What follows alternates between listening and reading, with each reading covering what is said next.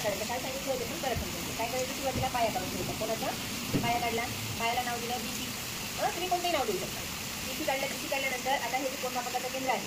कोण मापकाचं केंद्र काय करायचं इथं ठेवायचं. इथं ठेवायचं आहे या बिंदूवर आणि संदर्भ रेषा असते. संदर्भ रेषा काय करायची BC या बाजूकडे ठेवली. BC इथं BC या बाजूवर ठेवली इथं आहे की नाही. BC कोण्या बाजूला आहे उजव्या बाजूला म्हणजे केंद्रबिंदूच्या उजव्या बाजूला ठेवलं आपण बरोबर आहे. मग आता इथं काय करायचं आपल्याला पण 135 अंशाचा कोण करायचं किती 135. आता 135 कुठे आहे इथं सुद्धा आहे आणि इकडे सुद्धा आहे दोन्ही बाजूला असतात मी अगोदर सांगितलं होतं. मग कोणतं घ्यायचं आपल्याला जर केंद्रबिंदूच्या उजव्या बाजूला जर बाजू असेल तर उजव्या बाजूकडून शून्य मोजायची. केंद्रबिंदूच्या उजव्या बाजूला जर बाजू असेल तर उजवीकडून शून्य मोजायचे. 0 10 20 30 असं 135 कुठे आहे 130 आहे 140 130 आणि 40च्या मध्ये 135 अंश ते इथं टिक केलं आणि आता आपण जोडून घेऊ. हा झाला 135 अंशाचा कोन AB समजलं.